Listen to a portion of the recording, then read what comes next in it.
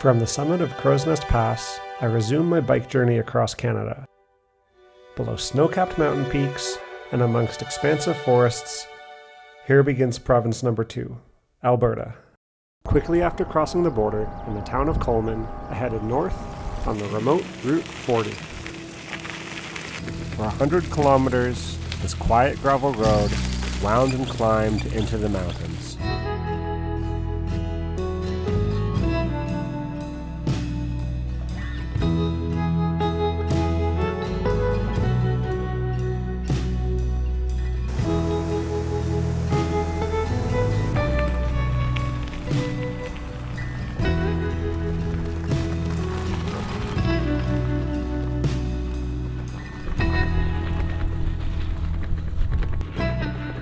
With the snow melted out on the road, passage was clear and fast.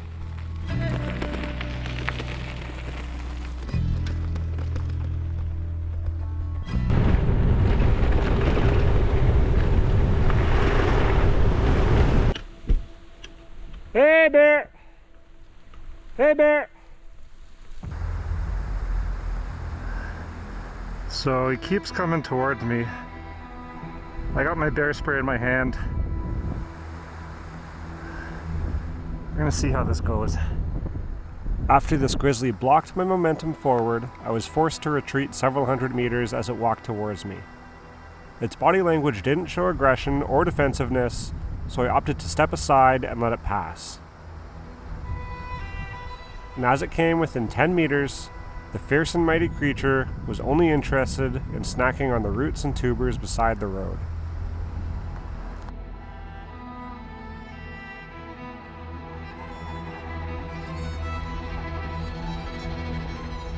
With barely a glance at me, it forged onwards, leaving me awestruck by its presence.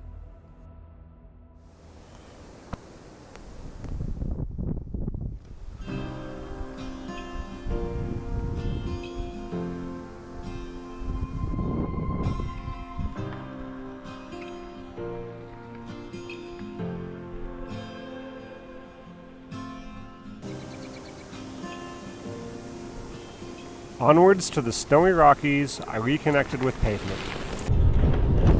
I'm on the Kananaskis Trail.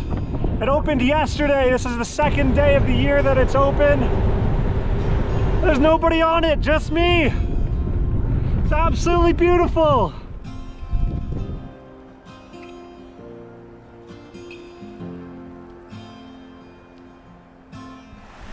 The entire evening on this road, I only saw about a dozen cars, the same amount of deer, and this mother grizzly with 3 cubs.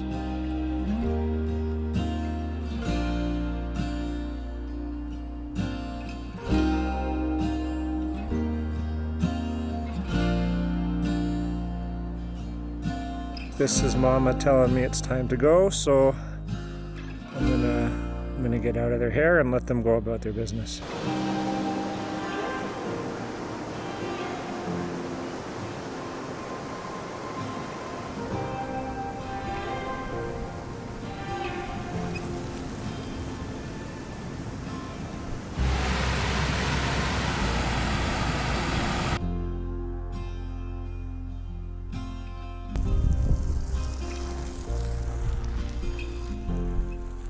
With an 11 p.m. dusk, I finally crested Highwood Pass, the highest paved road in Canada, and wheeled onwards towards Kananaskis Lakes.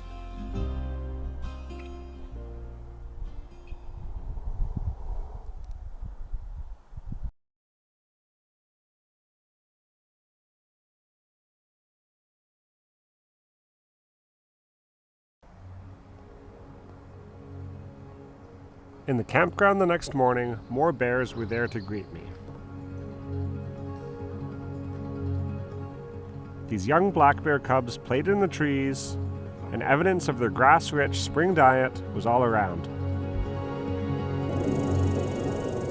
And less than 100 meters away, a young grizzly grazed peacefully.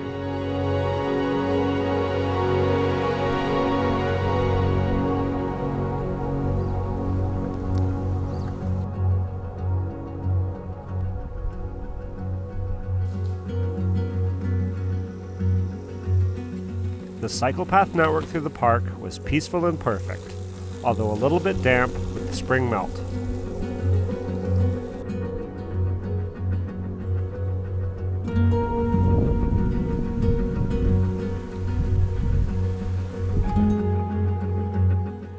Connecting north, the Smith-Dorian Trail gravel road was a quiet and beautiful ride below towering and majestic mountains.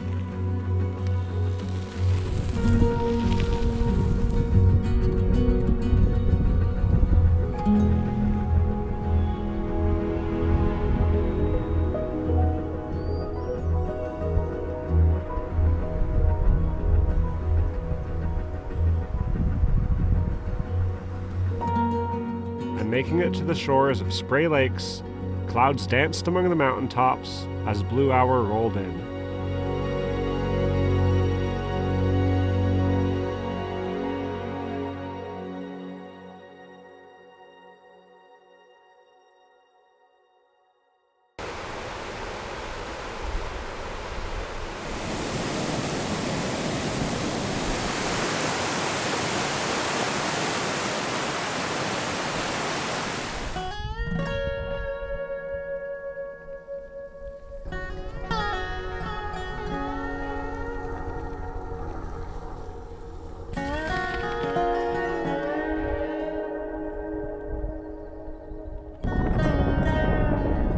Back down again from the high lakes and on the Goat Creek Trail to Banff, the riding was fun, although a little bit technical at times.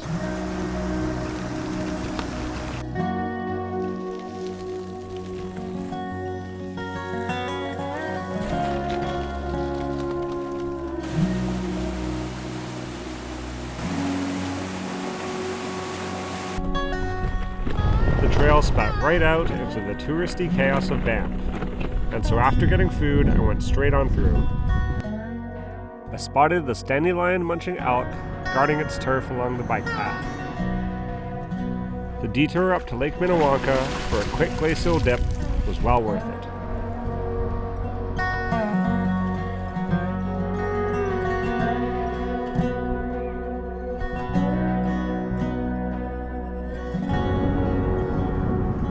Eastward from Banff, the Legacy Trail is an incredible ride and leads to stunning views of the peaks over Canmore.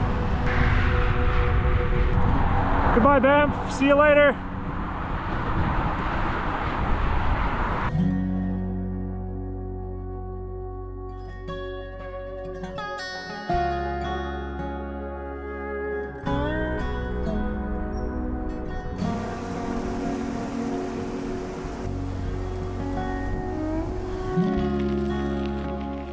The natural beauty of Canmore was absolutely phenomenal, and topped off by a stupendous sunset while biking beside a herd of elk.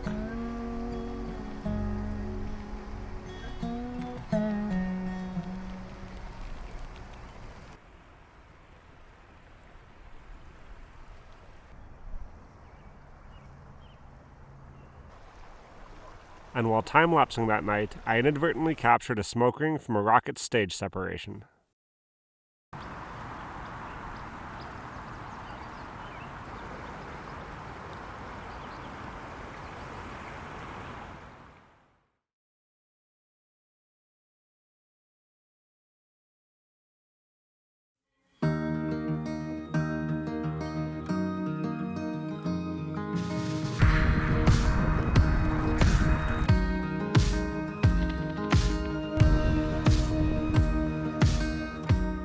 With the landscape becoming drier, I flew east out from the mountains with an energetic tailwind. A brief stint on the busy Trans-Canada led to the Sybil Creek Trail, a great gravel climb through the grassy forested foothills.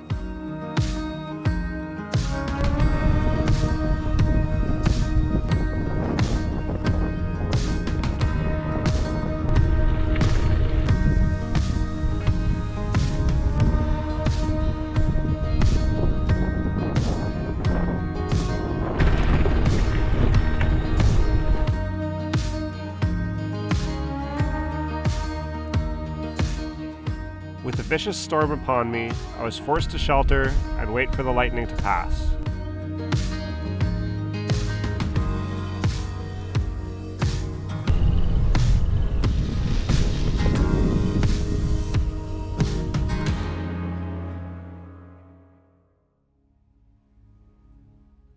and finally arriving to the fields and farms of the plains, I began the climb up from Cochrane and along the Bow Valley Trail. Riding at midnight, there was barely a car in sight, and I flew along, headed towards the lights of Calgary.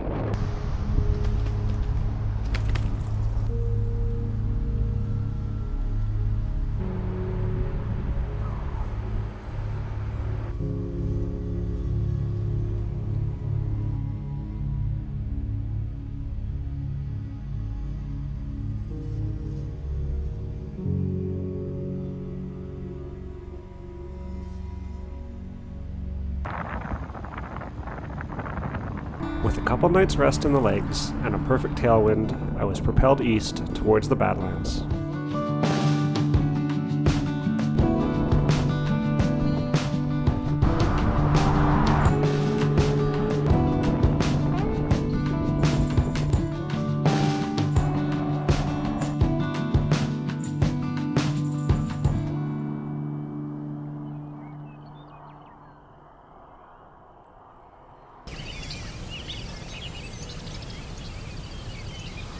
At Horseshoe Canyon, a magnificent sunrise first revealed the splendor and the beauty of this ancient landscape.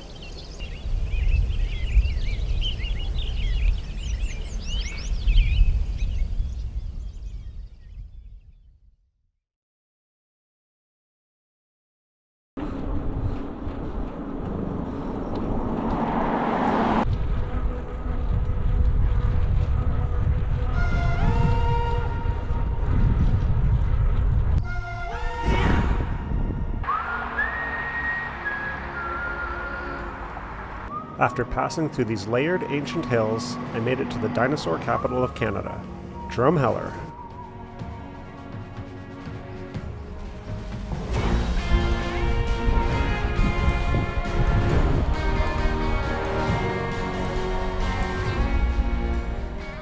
Another amazing cycle path here wove through the hills, connecting to the Royal Tyrrell Museum.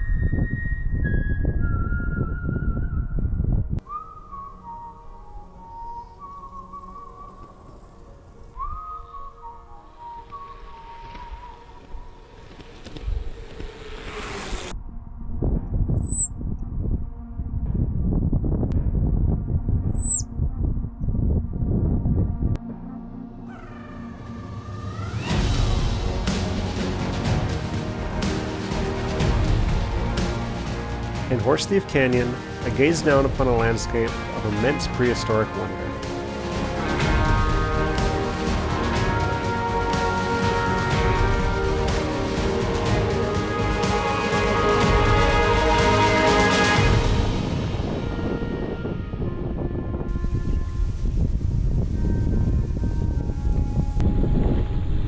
And straight away from leaving the canyon, a rapidly growing supercell began to tower in the sky.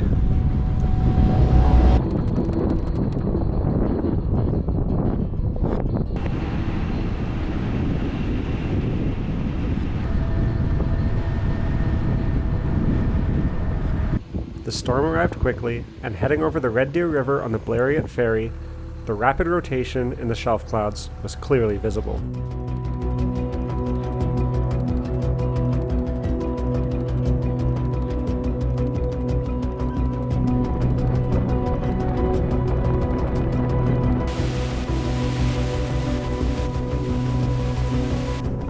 Able to take shelter in the small ferry office, rain and hail pounded down for only a few minutes before blue skies returned.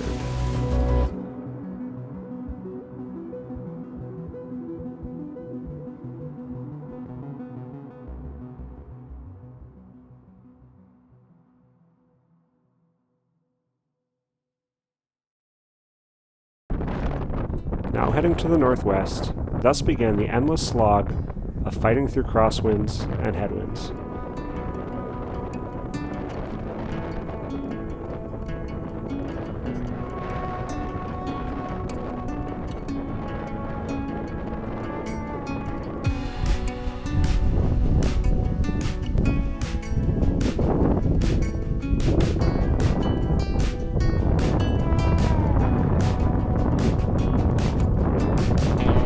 I do not like the prairie headwind.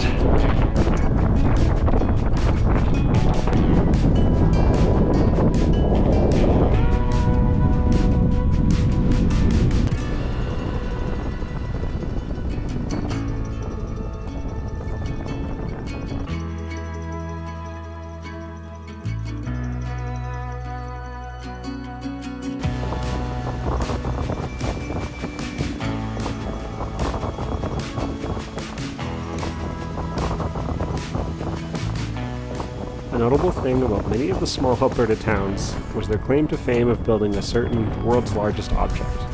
Here's the world's largest golf tee.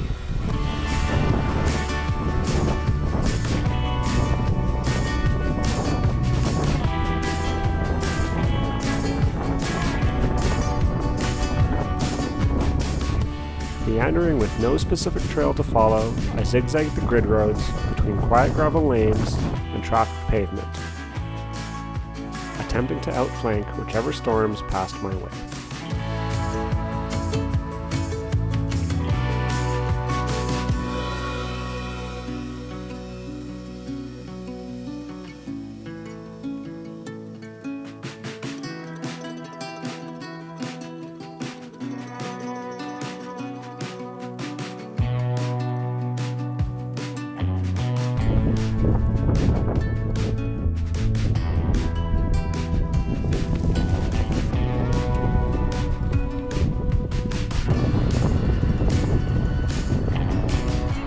With a marvelous golden sunset, I arrived in Red Deer and waited until nightfall to pass through on the quiet and amazing bike paths.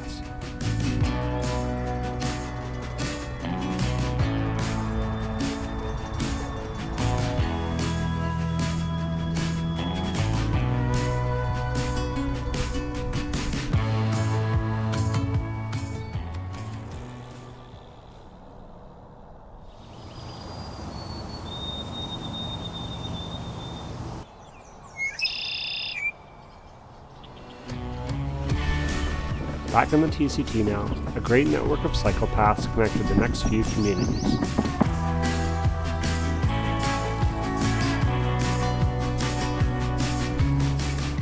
And here's the world's largest fishing lure.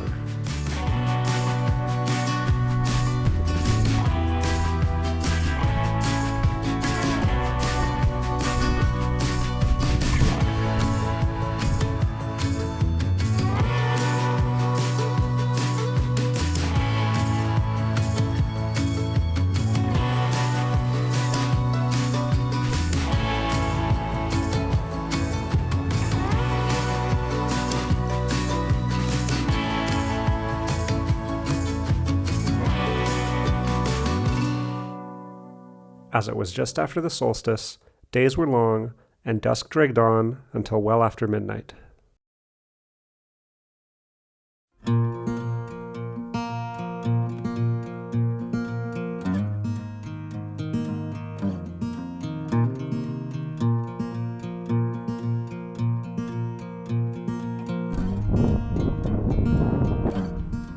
Arriving into Edmonton, I found a fantastic network of cycle trails stretching far across the city.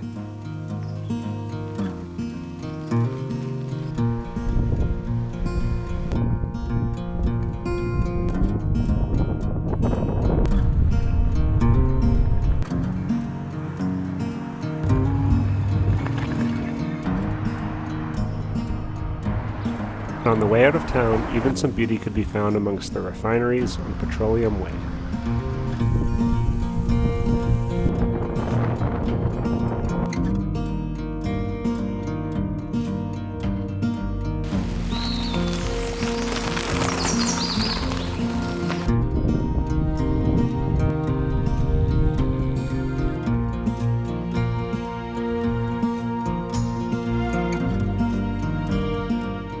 Heading east, the skyline was filled with oil refineries far in the distance, but I soon returned to untouched nature and entered Elk Island National Park.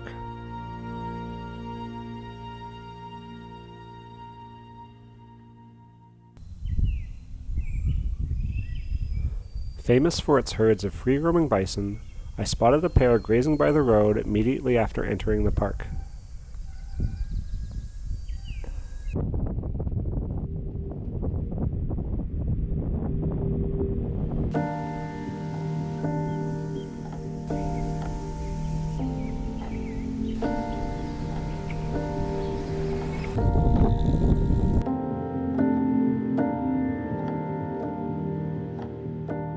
down the quiet parkway, and with more magical wildlife sightings under colorful skies, I made it to the shores of Stoughton Lake.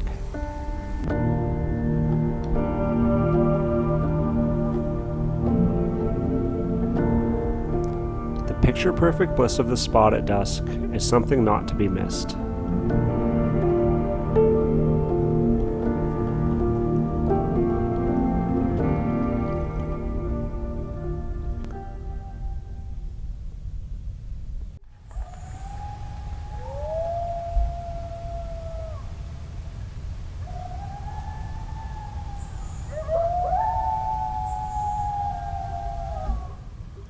The howl of the coyotes drew me back out of the tent for some splendid night sky gazing. To the north, a magnificent display of noctilucent clouds shone brightly.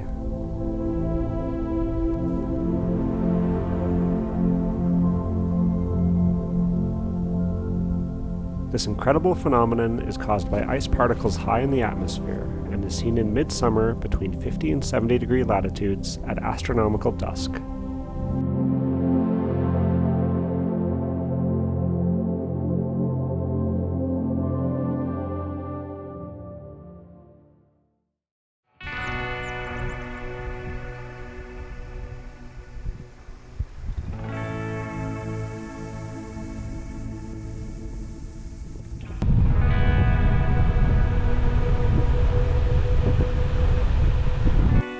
North of the park, I joined up with the Iron Horse Trail.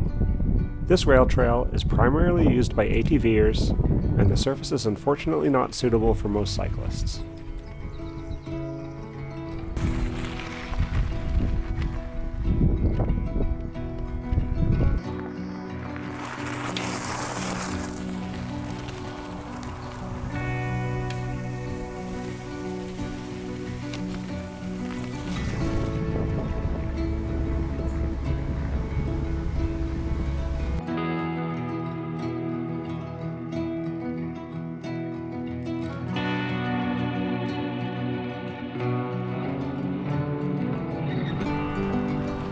Despite its shortcomings, it passes through some characteristic small towns and has a good network of staging area rest stops.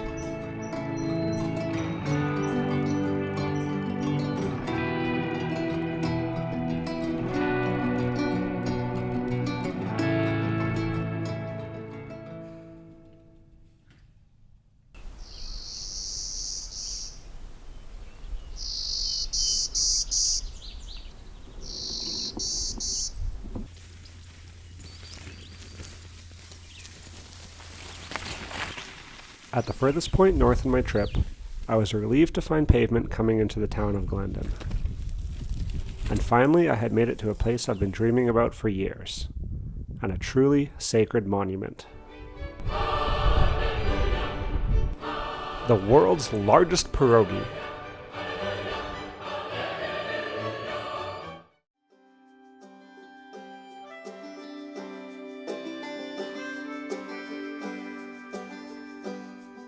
Amongst the endless fields of green crops, the quiet countryside was a perfect place for contemplation.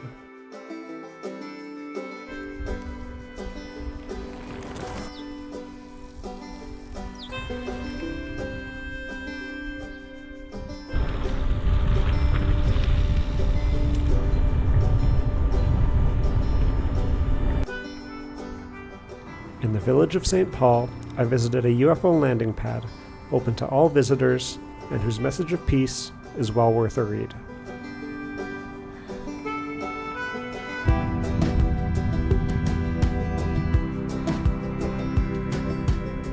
I decided to give the Iron Horse Trail one last chance here. After all, how bad could it be?